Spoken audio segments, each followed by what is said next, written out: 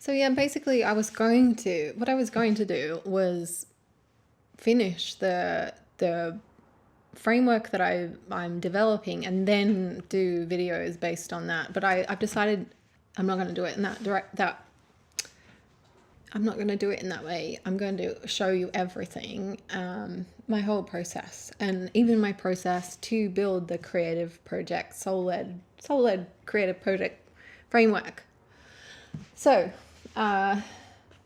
because yes, I don't want to sit here and pretend like I have everything figured out, because that's not in my nature, and it doesn't feel good. I don't want to. I want to be fully honest with you, and I think that's most helpful for anyone watching.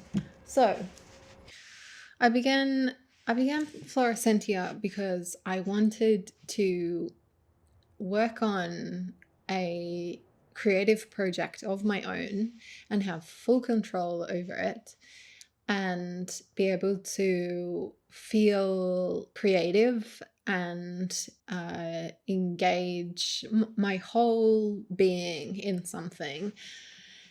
And because at the moment I do have a job that does not afford me the opportunity to have much autonomy or to be very creative or to do anything that I'm really passionate about. So I decided to create this project for myself and do it in my spare time to fulfill that need within me, because I am definitely someone who loves creating things.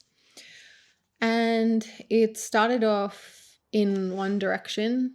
I wanted, when I looked at what are the lessons that I have learned in my life and thought about how could I help people solve the problems that I've found solutions to for myself, I could not ignore the fact that I'm very passionate about finding liberation, basically finding inner liberation. And that has led me on quite a journey over the past 15 or so years. I came from an extremely, extremely dysfunctional family, and I experienced very, very severe emotional and psychological abuse as a child. And that meant that in my early 20s, I really had to focus my attention on my inner world because it was holding me back from doing what I wanted to do. And I was working with a ton of shame and fear and lots of unprocessed trauma, basically. And so that led me on this journey. So I wanted to sort of incorporate that into it. I mean, that's where my entire focus has been. It's not been on my career because I just didn't have the bandwidth for anything else. I had to put all of my attention into healing myself from the effects of my childhood, which basically I knew I was a very creative person, but I was finding that I could not finish any creative projects that I started, and I met with a lot of fear when I went to create, and my body would even go into freeze, my nervous system. So spent a lot of time contemplating and experimenting with ways to overcome these very strong emotions that seem to be holding me back from expressing myself freely. And that's how I came up with the soul-led creative project framework, because basically it meant that it sort of was born out of acknowledging that the way that I had been doing things and the way that I had been approaching my creative projects, which was a little bit from soul, that my soul was calling out for me to do something creative, but then my mind would take over. So I realized I can't do it this way. I have to surrender and I have to relinquish control of this because I want to create something, and my mind is blocking me. So with the framework that I'm working on, I'm just going to draw it now, this diagram that I've created. So maybe I'll put it up on the screen. So, and then I'll talk through it. So at the moment, the whole process to me is looking less like a linear step-by-step process that you might have seen before for creative projects. I think there is quite an established framework that you can find online. The Solid Creative Project so far has 5 stages or 5 modes that you might engage at different parts throughout the project, depending on what you need in that moment. And yeah, this is feeling more like a 3D framework where your intention is actually to make your way sort of to the center of the sphere and become the full dreamer of the project, who is in alignment with their North Star or their soul. That's why I put the North Star up here at the top. And then there's a refinement that happens as you make your way in a kind of spiral as well, because nothing like this happens in a straight line. So as you're refining, the way that I'm sort of imagining it at the moment is that as you're refining and making your way towards the center, then your actions are going to become more precise, and your dreaming is going to become more lucid, and your reflections will provide greater clarity for you, and your incubation phase will be really potent, and then the illumination of the reflection stage over here is going to blow your socks off. So what I've got so far is just kind of a brainstorm of notes about each section.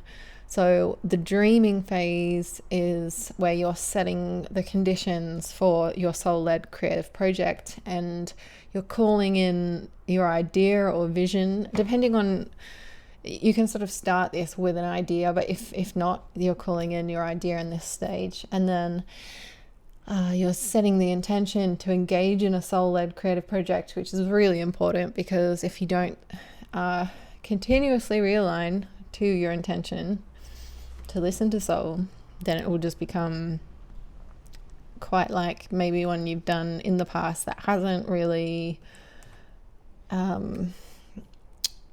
it's been led by maybe a little bit of fear and hasn't ended up quite where you might have hoped, or maybe even you just want more out of your next creative project. You're also sort of setting the conditions and doing a bit of reflection on and dreaming of the version of you that you hope to meet and grow more within you as you engage in this project. So you might even do an exercise where you identify the qualities, habits, characteristics of you in self, fully in communication with soul, completing this project, and also then identifying how your ego or your mind or your sub-personalities or parts, if you like the IFS way of approaching your internal landscape, how are these sub-personality parts going to arise? How are they going to, what are their thoughts on the project? How are they going to try and sway you off course, perhaps, or keep you safe in inverted commas, and perhaps hold you back from fully stepping into what soul is calling out from you to engage in and let go of as well, and also any identifying any self-sabotaging habits. And then what I have done is I created what I call a mind audio, and it's almost like a self-hypnosis recording that you listen to, that you write yourself, just to help reprogram and get ahead of these kind of self-sabotaging behaviors and thought patterns that might arise during the project. In the dreaming stage, it's nice to set a prayer for guidance from your guides, if you're so inclined, and which I am, and then you will engage in your initial deep listening practice. And the deep listening practice is basically what I spoke about briefly in my first video. So the whole framework, the whole Soul-Led Creative Project framework, is really based around this practice of deep listening. And the next video I'm going to do will be specifically just about this deep listening practice. Okay, and then I guess in this phase as well, the dreaming phase, you'd begin to form your plan for your project if you haven't already got one, and your initial ideas for actions that you need to take based on these initial insights from the deep listening, the first deep listening round that you've done. Then there's a reflection phase that would follow this dreaming phase and the deep listening. The reflection phase always follows deep listening. And in this reflection phase, you're reflecting on the answers from soul. You're determining what is being mirrored back to you through these excerpts in the books, and what is arising as a response to them. And in this phase, you're noting the somatic response, so what sensations are arising in your body, and what is your body trying to communicate through these sensations. So yes, what wisdom is your body sharing in this moment? Then you can also in this phase use movement practices, which I highly recommend, to get not only to further understand what your body is communicating to you and to sort of express it, also to get energy moving at times is really great if you're feeling a bit stuck. And then obviously meditation is a huge one that I use, and that is also something that I'm now realizing that I want to create meditations for each phase. So I will do that. And then another part of this reflection refinement stage is to spend time in nature. Not just exercising in nature, just actually going into nature as wild as you can get, and with the intention of kind of just bringing whatever questions or whatever you're reflecting on with you, and then quieting the mind so that we can hear the messages of your soul. Then, also in this phase, revisiting your deep listening extracts multiple times, rereading them. Each time you read them, new insights emerge, and then writing all that down, and then making any refinements that you want to make to your interpretation since time has passed and processing has taken place. And you can be experimenting, exploring through action during this phase and making notes of what you learn, and that's so that action phase can start to happen here as well. And then later visits to the reflection refinement stage, you're going to be requesting clarity from your soul, from your guides, once something has been birthed, once you've taken action and the seed has started to grow, and it can be used for realignment to your soul-led intention. And the reflection on you can revisit past deep listening insights and reread what emerges now from looking at them. And I have found that going back to previous deep listening, that I need a word for that, don't I? Rounds. We'll call it a round of deep listening. Going back to past rounds is so interesting and so helpful, and yeah, it's not something to miss, to pass over. Then we have the incubation phase, which is really the process of subconscious processing. You're placing your full trust in the process and in your soul's guidance, and allowing your mind to take a back seat.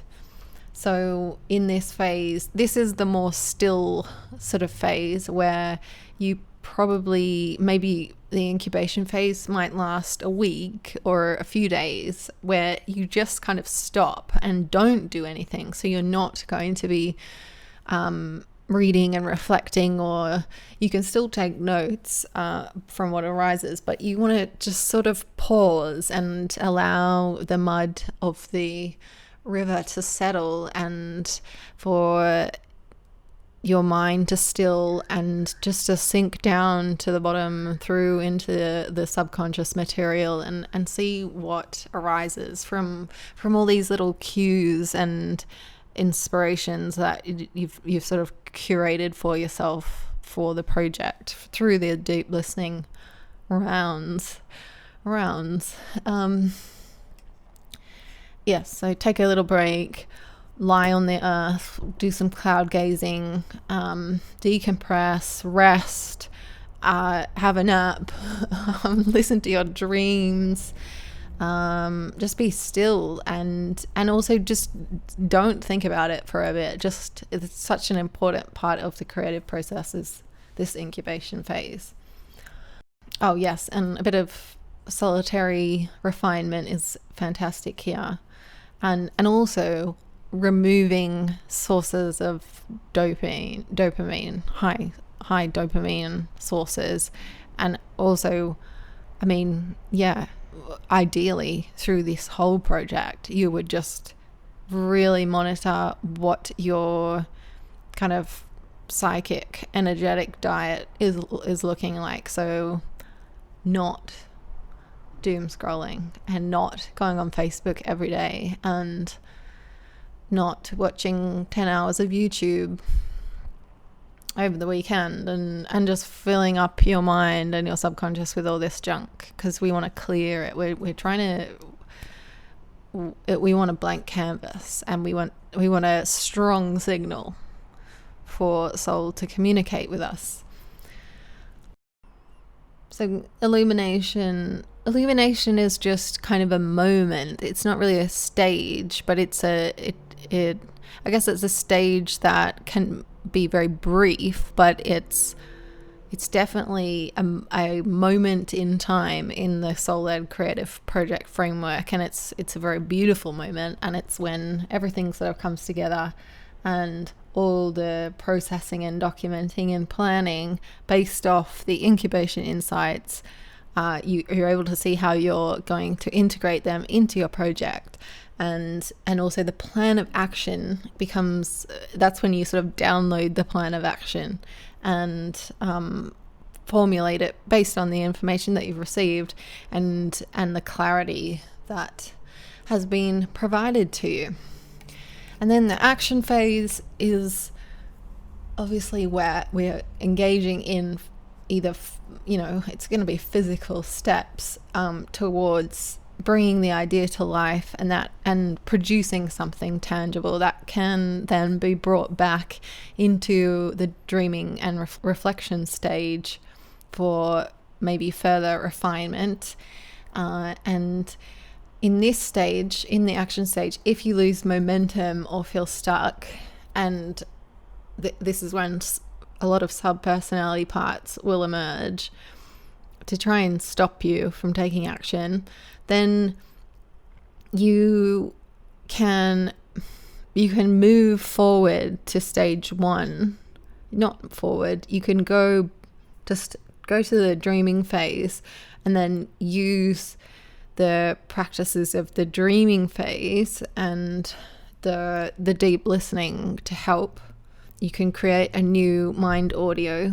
You can use your movement practice from the reflection and refinement stage. You can do more wandering in nature. You can and slow down and listen to what is arising instead of pushing through and speeding up. It's not about doing that.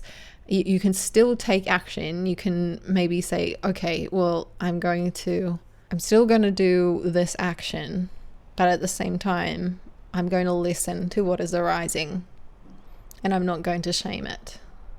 Let's listen. Let's really understand it so that this doesn't arise again in this way.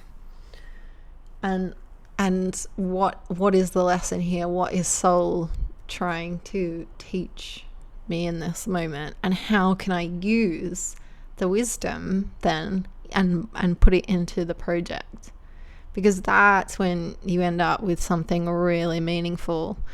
And that's when you're inadvertently going to help other people do the same thing, and you're going to end up with a project that is so authentic and it has been so valuable and rewarding and meaningful for you.